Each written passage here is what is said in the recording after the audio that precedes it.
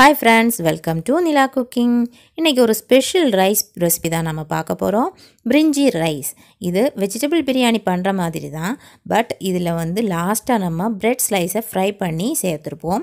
இது சாப்பிடும்போது அவ்வளோ டேஸ்ட்டாக இருக்கும்.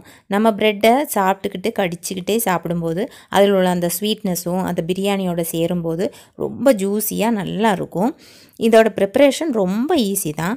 இந்த ஈஸியான டேஸ்டியான பிரிஞ்சி ரைஸ் ரெசிபி எப்படி பண்ணலான்ட்டு வாங்க இப்போ பார்க்கலாம்.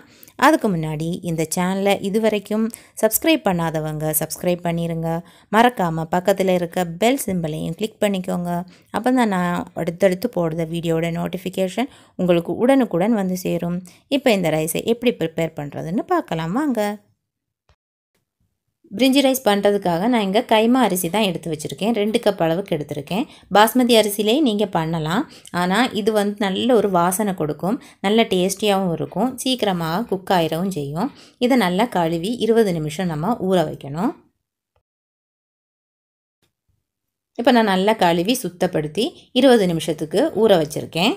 இது நல்லா ஒரு பக்கம் இருந்து ஊறட்டும். இப்போ பிரிஞ்சி ரைஸ் ப்ரிப்பேர் பண்ணுறதுக்காக ஒரு அடிக்கனமான பாத்திரம் தான் தேவைப்படும். இங்கே நான் குக்கரில் தான் ப்ரிப்பேர் பண்ண போகிறேன். இப்போ குக்கரை அடுப்பில் வச்சு சூடு பண்ணிக்கலாம். குக்கர் நல்லா சூடானதும் அதில் 2 டேபிள் ஸ்பூன் ஆயில் சேர்த்துடலாம். அது கூடவே 1 டேபிள் ஸ்பூன் அளவுக்கு நெய் சேர்த்துக்கலாம். ஆயில் நல்லா சூடானதும் இப்போ இதில் 3 துண்டு பட்டை, சின்ன பீஸ் பட்டை, 7 கிராம்பு, 7 ஏலக்காய், 1 டீஸ்பூன் அளவுக்கு பெருஞ்சீரகம், ஒரே ஒரு ஜாதிபத்திரி, அதோட பிரிஞ்சி இலை 2 சின்னதாக இருக்குது, அது 2 எடுத்துருக்கேன். இதை சேர்த்து இப்போ ஃப்ரை பண்ணிடலாம். இது நல்லா ஃப்ரை ஆகணும், நல்ல ஒரு வாசம் வரணும், அந்த ஃப்ரையான ஸ்மெல்லு நல்லா வரணும். அடுத்து ஸ்லைஸ் பண்ணி வச்சுருந்த பெரிய வெங்காயம் ஒன்று சேர்த்துடலாம். இதை இப்போ நல்லா வதக்கி விட்டுக்கலாம். வெங்காயம் இப்போ நல்லா வதங்கிருச்சு, இந்த அளவுக்கு வதக்கிக்கிடணும். அடுத்ததாக இது கூடவே கட் பண்ணி வச்சுருந்த தக்காளி பழம், ஒரு பெரிய தக்காளி பழம் நான் எடுத்து சேர்த்துருக்கேன். அது கூடவே 3 பச்சை மிளகாவையும் சேர்த்துருக்கேன். இதையும் சேர்த்து நல்லா இப்போ வதக்கி விட்டுக்கலாம். இப்போ தக்காளியும் சேர்ந்து நல்லா வதங்கிருச்சு. இந்த மாதிரி நல்லா மசிஞ்சு வரணும் டொமாட்டோலாம், அந்த அளவுக்கு நம்ம மசித்த மாதிரி வேக வைக்கணும். இப்போ இதில் 2 டேபிள் ஸ்பூன் அளவுக்கு இஞ்சி பூண்டு பேஸ்ட்டு சேர்த்துக்கலாம். இதையும் சேர்த்து இதோட பச்சை வாசம் போகுத வரைக்கும் நம்ம வதக்கி விட்டுக்கலாம். இப்போ இஞ்சி பூண்டு பச்சை வாசமெல்லாம் போயிருச்சு. அடுத்ததாக இதில் பீன்ஸு சேர்த்துக்கலாம். 1 இன்ச்சு நீளத்தில் இந்த மாதிரி ஸ்டார் மாதிரி நான் கட் பண்ணி வச்சுருக்கேன். இது ஒரு 1/4 கப்புக்கு சேர்த்துக்கலாம். அதே மாதிரி கேரட்டு 1/4 கப்பு, உருளைக்கிழங்கு 1/4 கப்பு, இது கூட பச்சை பட்டாணி வந்து நான் நைட்டே ஊற வச்சுருந்தேன். உங்கள்கிட்ட ஃப்ரெஷ்ஷாக இருந்துச்சுன்னா நீங்கள் அதே சேர்த்துக்கலாம். என்கிட்ட அது இல்லை, அதனால் நான் நைட்டு ஊற வச்சு அதை சேர்த்துருக்கேன். இது ஒரு 1/4 கப்பு. இது எல்லாத்தையும் சேர்த்து நல்லா இப்போ கிளறி விட்டுக்கலாம். இப்போ நம்ம சேர்த்த வெஜிடபிள் எல்லாம் சேர்ந்து நல்லா வதங்கிருச்சு. அடுத்ததாக மிளகாய்த்தூள் சேர்த்துடலாம். நம்ம இப்போ பச்சை மிளகா 3 சேர்த்துருக்கோம், அதனால் உங்கள் காரத்துக்கு ஏற்ப நீங்கள் சேர்க்கணும். நான் 3 பச்சை மிளகாவும் சேர்த்து 1 டீஸ்பூன் அளவுக்கு மிளகாய்த்தூளும் சேர்த்துருக்கேன். இப்போ இதை நல்லா கிளறி விட்டுக்கலாம். மிளகாய்த்தூளோட பச்சை வாசனை போகுத வரைக்கும் கிளறிக்கிடணும். அடுத்தது அதில் கொஞ்சமாக மல்லி இலை, அதே மாதிரி கொஞ்சமாக புதினா இலை, இதையும் சேர்த்துக்கலாம். இதையும் சேர்த்து நல்லா கிளறி விட்டுக்கலாம். இப்போ மல்லி புதினா எல்லாம் சேர்த்து நல்லா வதங்கிருச்சு. அடுத்ததாக தேங்காய் பால் சேர்த்துடலாம். எந்த கிளாஸில் நீங்கள் அரிசி எடுக்கீங்களோ அதே கிளாஸ் அளவுக்கு தண்ணி ஊற்றணும். இப்போது 1 கிளாஸ் அளவுக்கு நான் தேங்காய் பால் சேர்க்குறேன். அது கூடவே 2 கிளாஸ் அளவுக்கு தண்ணியும் சேர்க்குறேன். அப்போ மொத்தம் 3 கப் ஆயிடுச்சு. 3 கப்பு, 1 கிளாஸ் அரிசிக்கு 3 கிளாஸ் தண்ணி, அந்த ரேஷியோவில் நீங்கள் சேர்த்துக்கணும். சேர்த்து நல்லா கிளறி விட்டுக்கலாம். அடுத்து இதில் தேவையான அளவுக்கு உப்பு சேர்த்துடலாம். அது கூடவே 1/2 லெமனுடைய ஜூஸும் சேர்த்துடலாம். சேர்த்துட்டு இது ஒன்று கொதி வரணும். கொதி வர வரைக்கும் நம்ம வெயிட் பண்ணிக்கலாம். இப்போ கொதிக்க ஆரம்பிச்சிருக்கு. நம்ம இப்போ அரிசியை சேர்த்துடலாம். நம்ம கழுவி ஊற வச்சுருந்த அரிசி நல்லா 20 நிமிஷம் ஊறியிருக்கு. இதை இப்போ அதில் சேர்த்துடலாம்.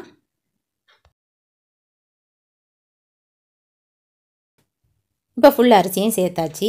சேர்த்ததுக்கப்புறமா நம்ம லைட்டாக ஒன்று கிளறி விடணும். நம்ம அரிசியை போட்டுட்டு ரொம்ப நேரம் போட்டு கிளறக்கூடாது. கிளறினோன்னா அரிசி வந்து நொறுங்கிரும். நொறுங்கிருச்சுன்னா பிரியாணிக்கு டேஸ்ட்டே இல்லாமல் போயிடும். இது இப்போ நல்லா கொதி வந்துருச்சு. இது வந்து நம்ம குக்கர் மூடி போட்டு வெயிட் போட்டு விசில் போடலாம் போகிறதில்ல.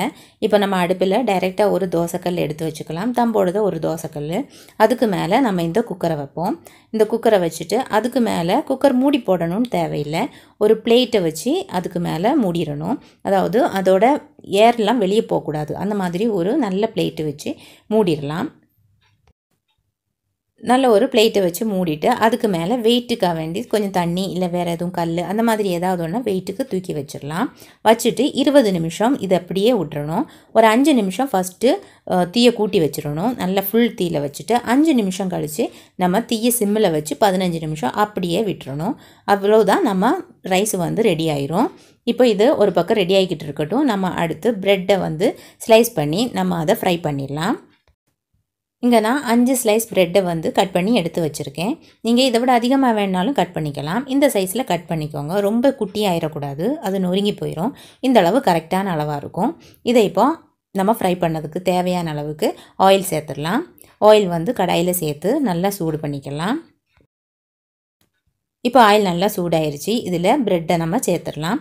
தீயை வந்து சிம்மிலே வச்சுக்கோங்க. இது ப்ரெட்டுனால டக்குன்னு கருவிரும், தீஞ்சு போவதுக்கு வாய்ப்பு இருக்குது. அதனால் நீங்கள் தீயை வந்து சிம்மிலே வச்சு இதை ஃப்ரை பண்ணி எடுத்துடலாம். சீக்கிரமாகவே ஃப்ரை ஆயிரும்.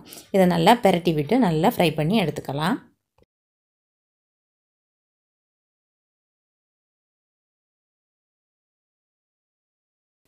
இப்போ ப்ரெட் எல்லாமே நல்லா ஃப்ரை ஆகி வந்துக்கிட்டு இருக்குது. நல்லா ப்ரௌன் கலர் ஆயிடணும். அந்த ஒயிட்னஸே இல்லாமல் நல்ல ப்ரௌனிஷாக நம்ம இதை ஃப்ரை பண்ணி எடுக்கணும். இப்போ நல்லா ப்ரௌன் ஆயிடுச்சு. நம்ம இப்போ இதை ஆயிலிருந்து எடுத்துடலாம்.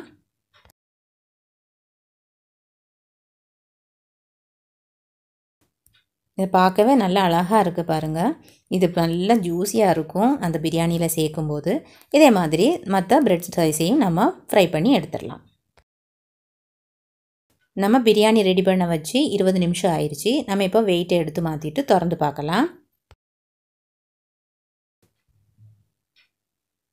நல்ல சூப்பரான நம்மளுடைய பிரியாணி இங்கே ரெடியாக இருக்குது.